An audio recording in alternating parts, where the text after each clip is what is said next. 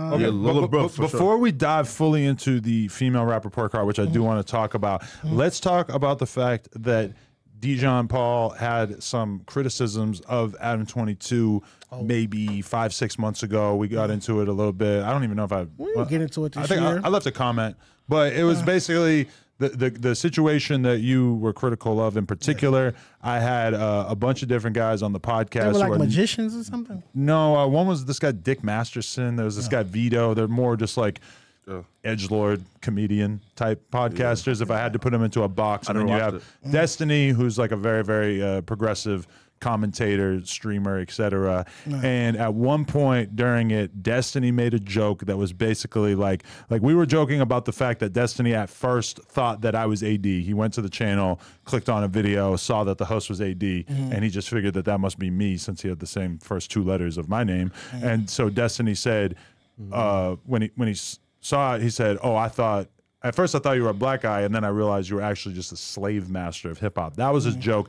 I tried to just kind of laugh it off, didn't really engage with it. Soon after, I realized that I probably should have engaged with it a little bit more and tried to clean that up or edit it out, because this was not taken very well by some large percentage. And I agree with the criticism that you threw out there, because I'm not someone who would ever use slavery as a punchline in a joke. I know who's watching this. I know that that's not going to go over very well. Even if it was the best possible fucking joke in the world, it's just not something that I should be joking about. Right. So if somebody like him is going to make a joke like that on the podcast, I owe it at least like a serious response. In reality, like the fact that we were having like a very lighthearted conversation in that moment, it probably would have been a lot easier for me to just edit it out after the fact. But either way, I mean, you should have stopped and be like, "Bro, don't play with me like that. Like, that's not what we on. That's not how we operate here in my place of business." Because that was inappropriate. I wouldn't let nobody play with me like that. You're right. Or put something like that on me reverse. Like, I don't play with the racism stuff. That's not cool. I don't know who bro was. I thought he was a magician. He was dressed like a magician. I don't know who he is.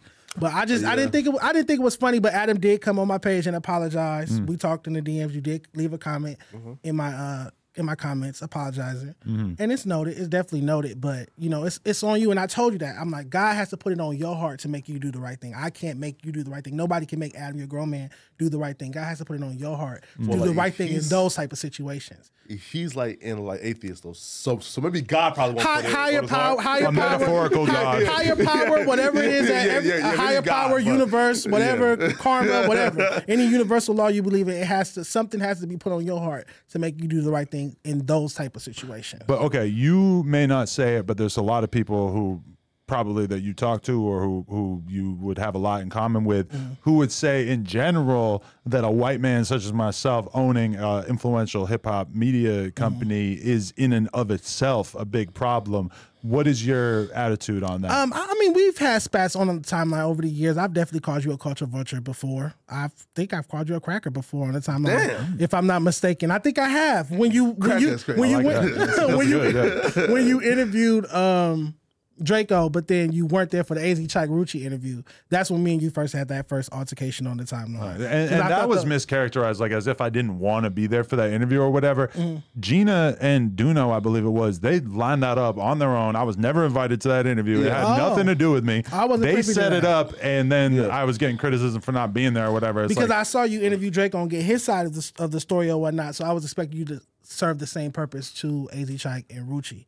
So I wasn't privy to who set up which interview or whatnot. I was just like, oh, it would have been nice to see Adam show up to that interview. But you had said something about Baby Skunk Gorillas being on my cover and P4K not showing up. So, you know, I'm a tit for tat type of person. Oh, yeah. But nonetheless, as far as the culture vulture thing, that's why I'm so happy that we're sitting down again, boss to boss. To me, this for LA, this is Dame Dash sitting down with Lear Cohen for LA rap, at least. I'll take it. And that's a great conversation.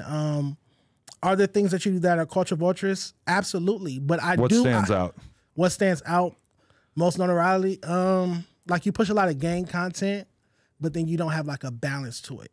You get what I'm saying? So I'm like, if you had put as much emphasis on maybe the LA rap music or maybe some of the more positive things that black people in LA are doing to balance out all of the gang content that you push up here, that would be nice. Definitely. I don't think that would hurt your bottom line. Putting attention on the positive stuff is definitely good. But also, like when I tell you that I don't listen to R&B music and that I'm like solely listening to aggressive street music, I don't know. I mean, like the gang stuff, I feel like I talk about it in a relatively tasteful manner just because of the fact that I know how much worse I could be in terms of really trying to stir shit up, because there's always things I have in my head during interviews. It's like, if you say that, you're going to get a crazy ass reaction. And then I quite often, but it gets way worse up here. I hold back and I don't always let it out. And sometimes I'll have him or Remo help me out with questions for interviews, and I'll be doing the interview, looking at the questions, just like, holy shit, I am not saying that. Yeah, hey, no, listen, right? No,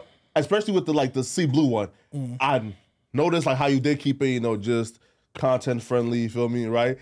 But yeah, you feel me, right? Like I think you avoided a few like real like gang questions, You got to peep their vibe, and sometimes they just are so clearly not really trying to have a super messy conversation, because especially with the young drill rappers or whatever, there's always like 50 ops that you could ask them about. You this guy, and at some point it just gets kind of boring, and it's kind of like, maybe I'll just ask them about like one or two of the real well-known people.